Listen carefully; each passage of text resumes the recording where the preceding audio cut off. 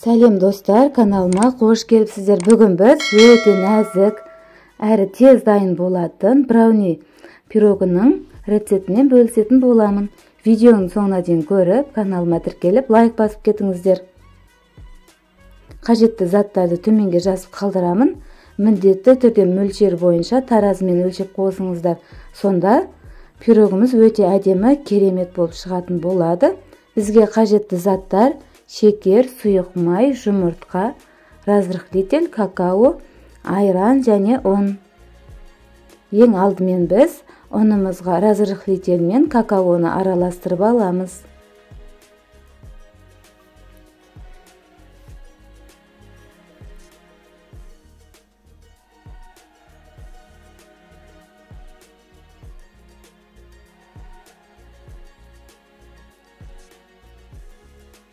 Енді сұйықтығын жасайтын боламыз.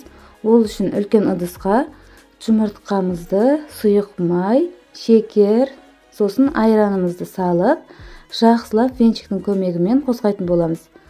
Бізге миксер қажет емес, барлығын осы венчиктің көмегімен араластыратын боламыз. Шекері еруі керек.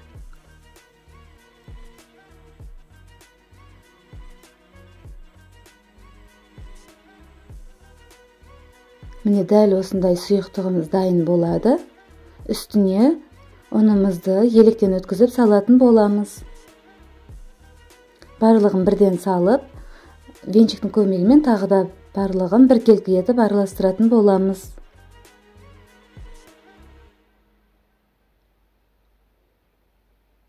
Жасалу жолы өте оңай. Мен 22-лік размердегі форманы таңдадым. Сіздер қалауларыңыз бойынша өз қалауыңыздағы форманы қолдансаңыздар болады.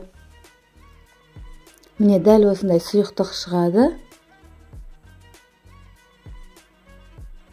Біздің қамырымыз дайын. Енді формамызды дайындап, осылай сұйықтығымызды құятын боламыз. Кішкене бетін текстеп жібереміз, біркелкі болып шығу үшін.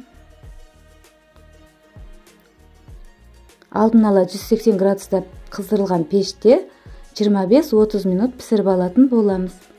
Міне, біздің брауни пирогымыз дайын. Енді оны қалыбынан шешіп, салқындатып аламыз.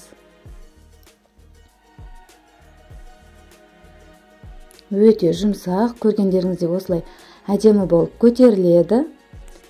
Біз бетіне жағатын енді глазурын дайындайтын боламыз.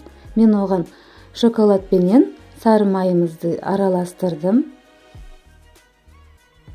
Ерітіп алып, міне бетіне осылай құятын боламыз. Міндетті түрде пирогымыз салқындаған болуы керек. Міне, біздің пирогымыз дайын, өте нәзік әрі дәмді. Сіздер де жасап көріңіздер. Міндетті түрде отбасыларыңызды қуантып, осындай тәттілерді жасап тұрыңыздар. Егер видеом ұнап жатса, лайк басып, міндетті түрде комментария қалдырыңыздар. Ас болсын!